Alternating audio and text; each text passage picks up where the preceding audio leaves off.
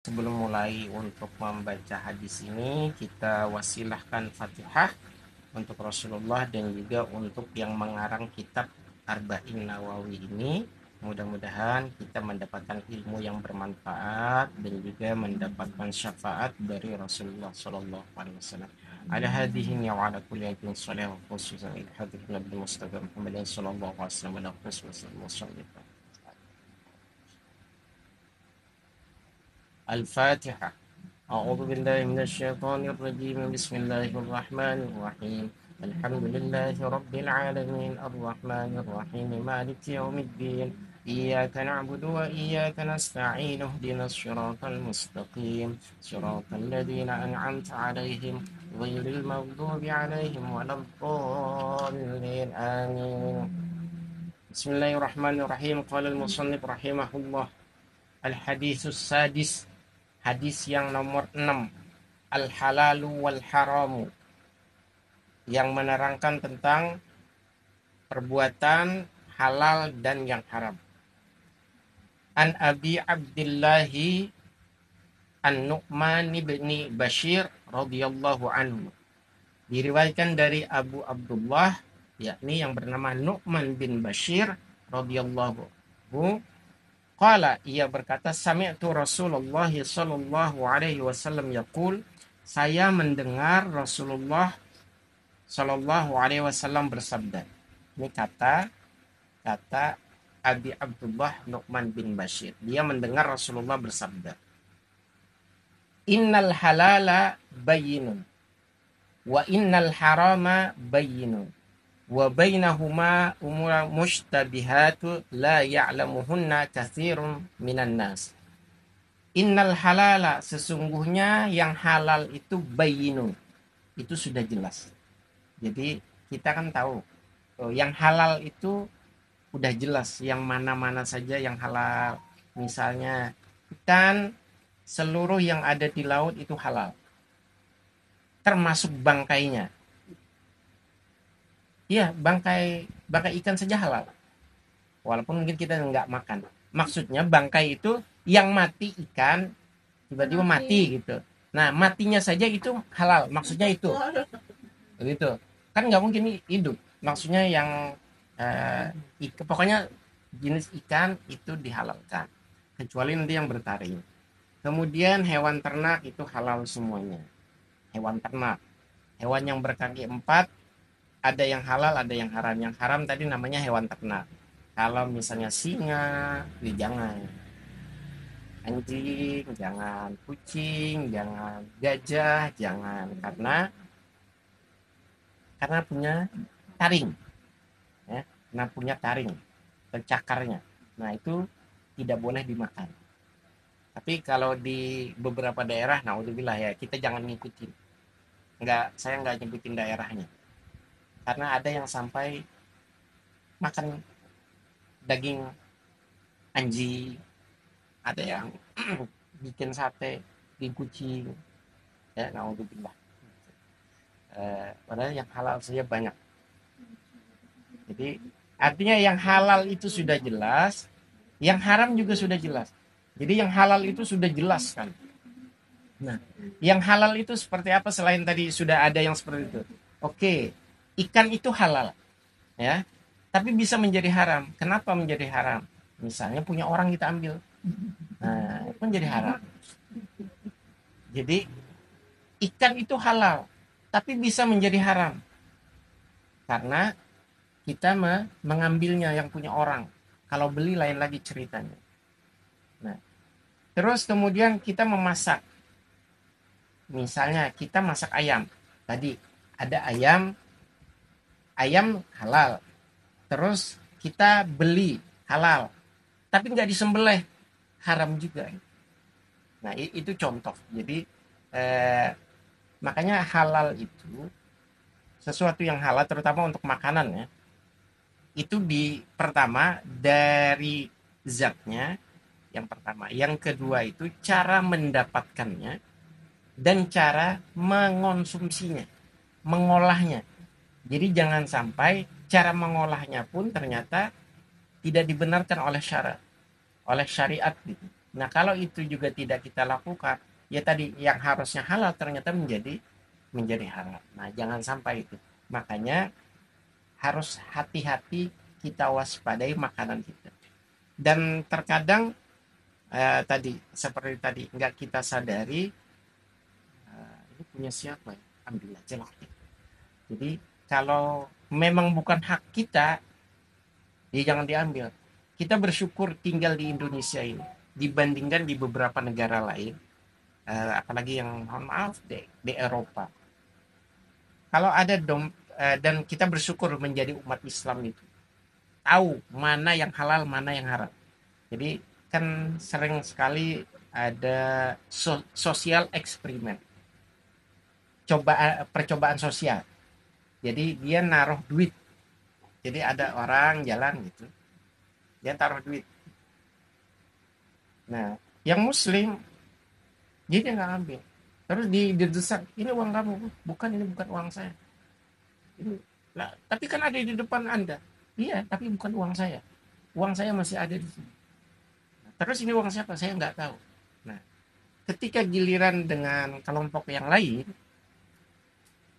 itu kemudian itu uang aja tuh, ya udah diambil, dikantongi. Nah, jadi eh, ya kita bersyukur menjadi umat Islam itu ternyata bisa lebih waspada. Tapi jangan sampai juga ada orang terus melakukan begitu, nanti lanjutannya diterangin. Dicoba terus, akhirnya tergoda. Nanti yang namanya syubhat. Jadi yang halal itu sudah jelas, innal halala bayyinun, yang halal itu kata Allah sudah jelas, wal haramu bayyinun. Dan di dalam Al-Quran juga sama, bunyi ayatnya hampir seperti ini.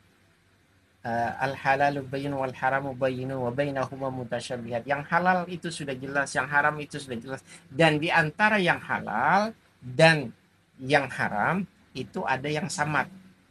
Yang samar itu namanya subhat, tidak jelas.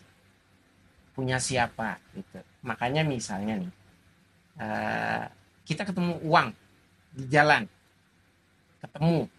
Berarti namanya ketemu kan bukan uang kita. Terus kita sebagai umat Islam itu jangan langsung dibelanjakan. Karena itu bukan punya kita. Nah, itu diumumkan dulu selama kurang lebih 3 hari. Kalau selama 3 hari itu nggak ada yang ngaku, baru boleh kita pergunakan. Jadi ketika kita nemu saja, itu masih ada aturan yang harus kita ikuti. Kita umumkan dulu siapa yang merasa kehilangan uang di jalan ini. Saya nemu, nggak usah disebutin jumlahnya karena nanti pada banyak yang ngaku. Menemukan di jalan. Kalau ada yang merasa kehilangan, silakan menghubungi saya. Nah itu saja sampai 3 hari. Kalau selama 3 hari tidak ada yang ngaku, itu boleh dipakai. 1 M itu kan lumayan. Oh iya, main lagi. Apalagi 3 M. Beli rumah gitu. Emang masih cukup ya? 1 M. Itu namanya di mana, di bank apa di jalan orang Cikinobrol juga di depan kita sekarang gimana dah? Apa namanya sampai ke Tasik apa namanya? Cek. Oh iya. Cek 5.000 buat sekarang. Di cash sekarang itu berat kan. Nah, Kata itu suruh udah ya. jadi tadi yang halal itu sudah jelas, yang haram itu sudah jelas, dan di antara yang halal dan haram itu ada yang samar atau yang disebut dengan syubhat, yang tidak jelas siapa pemiliknya. Nah, kita harus waspada dengan yang samar itu. Wa bainahuma umura mutasyabihat. Dan di antara keduanya terdapat hal-hal yang subhat. La ya'lamuhunna katsirum minan nas. Dan kebanyakan manusia itu nggak tahu. Maksudnya tidak mengetahui yang subhat itu sehingga sikat aja. Gitu. Seperti tadi, harusnya ketika nemu jangan langsung dipakai, diumumkan dulu. Jadi misalnya nih, contoh jualan itu diperintahkan oleh Allah. Jadi berjualan itu hukumnya halal, gitu. Tapi bisa menjadi haram, bahkan dilaknat oleh Rasulullah. Contohnya, orang jualan di dalam masjid. Mohon maaf nih, ini buat pengingat. Kadang-kadang penceramah banyak yang jualan di dalam masjid. Mau jualan apa saja. Mau jualan buku, apa segala macam. Enggak boleh jualan di dalam masjid. Nah, makanya Rasulullah itu sampai memerintahkan, kalau kalian melihat ada orang berjualan di dalam masjid, doakan. Doanya apa? Mudah-mudahan dia tidak mendapatkan keberuntungan. Sampai begitu. Nah, makanya jangan diikutin Ustadz begitu, berarti ngajinya kurang. Gitu. Jadi tidak dibolehkan berjualan di dalam masjid. Makanya ya kadang-kadang ada Ustadz yang nulis buku terus jualan. Jadi jangan berjualan di dalam masjid, apalagi sampai melakukan transaksi. Makanya kalau mau ini silakan nanti di luar masjid gitu. Jadi jangan di dalam masjid. Jadi kita harus waspada. Jadi kita harus waspada terhadap hal-hal yang samar, yang tidak jelas tadi. Jadi berjualan itu halal, tapi ketika barang itu dijual di dalam masjid menjadi halal. Terus satu. Kemudian bertransaksi, misalnya seperti tadi pada hari Jumat nih, hari ini hari Jumat. Orang ke masjid, laki-laki, terutama laki-laki. Orang ke masjid melaksanakan ibadah sholat Jumat, dia jualan. Nah itu juga nggak boleh. Karena di dalam Al-Quran itu sudah jelas dalilnya, kan sudah pernah saya sampaikan. Ya ayyuhalladzina amanu idza nudiya lis-shalah mi yaumil jumu'ah fas'au ila dzikrillah wa dzarul bai'. Wahai orang-orang yang beriman, apabila panggilan azan untuk sholat Jumat itu sudah diperdengarkan, maka fas'au ila dzikrillah, maka bersegeralah untuk mengingat Allah. Segera laki-laki itu pergi ke masjid. Jangan telat gitu. Jadi bersegeralah ke masjid. Fas'au ila dzikrillah wa dzarul bai', dan tinggalkan jual beli hari Jumat pada saat sudah panggilan azan. Jadi kalau bisa yang jualan-jualan hari Jumat pas mau azan Jumat tutup. Mau beli, saya mau beli, mau berapapun jangan, kalau bisa jangan dijual. Kalau laki-laki, kalau pembelinya perempuan, monggo, yang jual perempuan. Jadi kalau ada salah satu di antaranya itu laki-laki, maka transaksi itu menjadi transaksi yang diharapkan oleh Allah. Jadi bahayanya. Nah, berjualan itu halal, tapi bisa menjadi haram kalau waktunya salah, kalau tempatnya salah. Nah, jadi contoh itu tadi, yang halal itu sudah jelas, yang haram itu sudah jelas, tapi di antara keduanya ada yang samar. Yang samar itu bisa menjadi halal, bisa menjadi haram. Seperti tadi, pisau itu mubah, tapi bisa menjadi wajib digunakan untuk menyembelih. Tapi pisau itu bisa menjadi haram kalau dipergunakan untuk membunuh orang misalnya. Nah, jadi yang halal saja bisa berubah menjadi haram. Jadi perlu diwaspadai.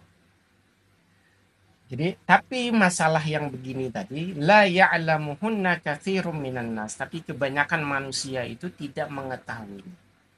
Lalu kemudian hadisnya berlanjut, famanittaqa syubuhati faqad istabra'a lidinihi wa 'irdihi. Maka barang siapa yang bertakwa atau takut akan dirinya jatuh kepada hal-hal yang subhat, faqad istabra'a lidinihi wa 'irdihi. Kalau kita menghindari hal-hal yang subhat, maka kita akan diselamatkan oleh Allah. Jadi yang subhat saja harus waspada gitu. Seperti tadi lah, barang nemu di jalan, ya jangan dipakai. Nanti umumkan setelah 3 hari, kalau nggak ada yang ngakuin baru pakai. Hanya kalau Tabu tadi nemu 1 M gitu, ember, gopean semua, isinya gopean juga. Nah, itu contoh. Jadi siapa yang takut dirinya jatuh kepada hal-hal yang subhat, faqad istabra'a lidinihi wa 'irdihi, maka Allah akan menjaga agamanya dari hal-hal yang merusak. Wa ma waqa'a fi syubuhati waqa'a fil haram. Tapi kalau ada orang yang mencoba mendekat-dekati yang syubhat, maka dia akan cenderung kepada yang haram. Jadi tadi seperti tadilah, barang nemu, kan itu syubhat, tidak jelas. Tapi sering nemu begitu. Gitu. Lama-lama itu akan menjadi haram. Sesuai diumuman, sikat aja langsung. Akhirnya begitu. Nah, makanya kalau sudah sering atau terlalu sering mendekati hal-hal yang syubhat, maka itu nanti jadinya haram. Jadi kita sebagai umat Islam punya kewajiban untuk menjauhinya. Kemudian lanjutnya, karra'i yar'a haulal hima yushiku ayyar ta'afi. Seperti, jadi kalau tadi kita ada sesuatu yang syubhat, kita dekat-dekati, maka itu nanti akan menjadi haram. Karra'i yar'a haulal hima yushiku ayyar ta'afi. Seperti seekor keledai yang mendekati sebuah makanan, tapi ada pagar, misalnya ada pembatas begitu. Nah, kalau dia udah sering mendekati itu, lama-lama dia akan mencoba melompati pagar itu. Misalnya ini dipagari. Atau kucing aja lah. Kucing misalnya di dalam kandang misalnya. Di sebelahnya ada makanan. Nah, kalau karena ini tiap hari ada di sini, dia misalnya ada makanan sendiri, tapi kalau di sini ada, lama-lama dia akan mendekati ini. Nah, itu contoh. Jadi hewan kalau misalnya yang di kandang saja, ketika diberikan sesuatu di pinggirnya, ya kalau diberikan biasanya dia akan menerima langsung. Tapi kalau selalu mendekati, nah nanti dia akan cenderung mengambil hal yang diharamkan itu. Tapi kalau hewan, ya dia nggak tahu hal haram lagi, udah disikat saja. Nah, kata Rasulullah, jadi kalau orang yang suka mendekati hal-hal yang syubhat, maka dia akan cenderung kepada hal-hal yang diharamkan oleh Allah Subhanahu wa taala. Ala wa inna likulli malikin hima. Ketahuilah bahwa sesungguhnya setiap raja itu punya larangan, punya batasan. Ya. Raja itu punya wilayah kekuasaan, tapi kekuasaannya itu kan tetap terbatas. Ala wa inna himallah maharimu. Dan Allah itu juga punya kekuasaan yang akan membatasi, maksudnya memberikan batasan, karena kekuasaan Allah itu luar biasa. Tetapi kepada orang lain kemudian diberikan batasan-batasan, atau kepada makhluk-makhluknya diberikan batasan-batasan. Batasan itu apa? Muharimuhu, yakni sesuatu yang diharamkan oleh Allah. Makanya kayak tadi, mohon maaf, yang paling dekat aja sama kita. Kalau orang sudah menikah, kalau sebelum menikah mau berpegangan tangan sama katakan laki-laki perempuan, itu kan tidak boleh. Tapi kalau sudah akdun nikah, nah itu menjadi diperbolehkan. Sudah diperbolehkan. Nah itu contoh. Jadi sama kayak tadi. Ketika Allah sudah memberikan batasan-batasan, maka kita patuhi batasan-batasan itu. Batasannya apa? Batasannya yang diberikan oleh Allah adalah maharimuhu, yakni sesuatu yang diharamkan. Tapi ketika sudah akad nikah laki-laki dan perempuan, maka dia akan boleh mau ngapain aja. Seperti tadi. Sebelum akad nikah mau berhubungan suami istri kan nggak boleh.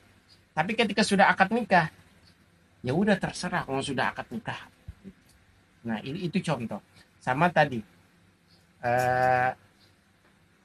Maaflah, jualan kerupuk misalnya. Yang kerupuk.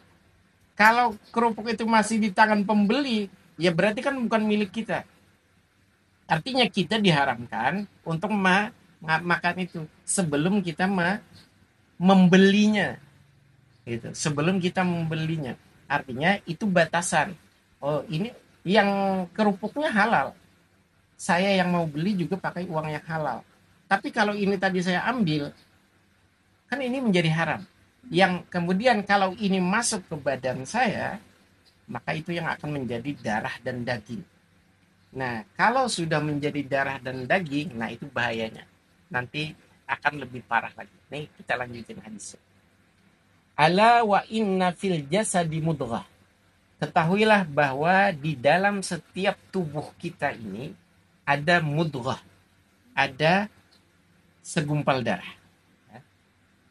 Ya, segumpal darah. Idza saluhat saluhal jasadu kullu. Kalau darah gumpalan daging itu saluhat, yakni bersih, baik, salahal jasadu, maka dia akan baik seutuhnya. Wa idza fasadat, dan kalau daging itu rusak, fasadal jasadu kullu, maka itu rusak semua dagingnya. Jadi kalau kita mengonsumsi sesuatu yang diharamkan oleh Allah masuk ke badan kita, maka ya badan kita ini nanti sudah jelas mengandung hal-hal yang diharamkan. Bayangkan kalau misalnya mengutip ini saja, wa idza fasadat fasadal jasadukul. Kalau di daging itu terdapat hal-hal yang diharamkan oleh Allah, dia rusak, kan menjadi rusak karena diharamkan. Fasadal jasadu kullu, maka rusak semua seluruh badannya. Ala wahyal kalb, wahyal qalb, dan ketahuilah bahwa segumpal daging itu adalah hati. Nah, jadi hati kita perlu kita jaga untuk tidak termasuk berprasangka, tidak mudah berprasangka yang negatif sama orang. Si anu ininya begini, si anu begini. Oh, si anu tuh mah mulutnya ember misalnya. Padahal yang ember itu dia sendiri gitu. Kan udah si anu tuh udah gitu. Si anu itu sukanya ngelayak aja, nggak betah di rumah misalnya. Padahal dia juga suka jalan gitu. Nah, itu contoh. Artinya kita jaga hati kita, karena kalau hati kita sudah gampang berprasangka negatif, ya udah jadinya rusak hati kita. Melihat sesuatu, ya udah jelek. Misalnya ada orang yang rumahnya tingkat 3, misalnya tingkat 3. Kalau hatinya baik, alhamdulillah, tetangga saya sudah punya rumah tingkat 3, mobilnya 9, istrinya masih 1, istrinya 1. Nah, rumahnya 9, istrinya 1. Mobilnya 9. Nah, iya. Nah, itu kalau hatinya baik, oh alhamdulillah, itu dia dapatkan dengan usaha kerasnya dia. Akhirnya dia bisa punya rumah. Tapi kalau hatinya jelek, melihat ada orang yang punya rumah tadi berapa tadi? Rumahnya tingkat 3, mobilnya 9, istrinya 1. Ketika hatinya jelek, itu melihara berapa peliharaannya gitu. Misalnya, itu kalau hatinya jelek gitu. Jadi bukan melihat sesuatu itu dengan baik, atau melihat suami hitam. Kalau hatinya baik, alhamdulillah, suamiku ternyata manis, ganteng, hitam manis gitu. Nah, kan misalnya gitu. Tapi kalau udah jelek misalnya, atau lihat suaminya orang itu yang hitam, gosong banget gitu misalnya. Nah, itu kan artinya lagi-lagi kembali kepada hati. Kalau hatinya baik, maka dia akan melihat sesuatu itu dengan pandangan yang positif. Tapi kalau hatinya jelek, ya udah dia gampang juga. Peliharaannya berapa ya? Atau ada orang udah pakai kalung itu gede gitu. Misalnya satu jari nih sini. Kalau hatinya baik, alhamdulillah, tetangga kita sudah semakin kaya, punya kalung Mas. Tapi kalau hatinya yang jelek, tetangganya sebelah nyolek, Itu cuma imitasi loh. itu cuma imitasi. Aku tahu kok dia belinya di mana gitu. Nah, itu kan biasanya kan ada yang begitu. Makanya jaga hati kita, jangan berprasangka yang negatif sama sama orang. Kalau misalnya ada yang punya mobil, ya kita bersyukur alhamdulillah, mudah-mudahan kita bisa bisa ikut diajak jalan-jalan. Yang punya Fortuner, alhamdulillah, mudah-mudahan kita bisa numpang itu ya. Fortuner warnanya putih. Siapa tahu Belum pernah diajak kayaknya. belum ya, nanti deh. Siapa tahu kita doakan mudah-mudahan punya mudah-mudahan punya apa Bu? Alphard. Mudah-mudahan punya Alphard. Berarti kalau punya Alphard doa kita loh Bu. Bisa ya gitu. Nah, kalau hatinya baik kan begitu. Oh, alhamdulillah Bu Anu udah punya mobil Alphard. Senang kita. Paling enggak kan ikut bahagia. Mudah-mudahan nanti bisa diajak kemana gitu. Tapi kalau hatinya jelek, ngutang dari mana lagi misalkan. Itu kan kalau hatinya jelek kan biasa pandangan begitu. Hah? Itu kalau yang jelek paling kredit. Oh iya. Ya, paling kreditnya Tanya di mana-mana loh.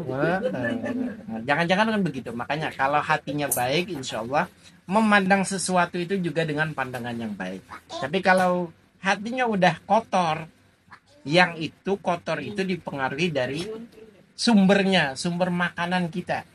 Makanya makanan dan minuman hati-hati, waspadai. Jangan asal mau di tempat tamu, apalagi kita bertamu. Sebelum disuguhin ya jangan ngambil dulu kecuali sudah dipersilahkan supaya kita mendapatkan berkahnya dari Allah Subhanahu wa taala. Hadis riwayat rawahul Bukhari wa Muslim. Hadis ini diriwayatkan oleh Imam Bukhari dan Imam Muslim. Allahu a'lam bishawab.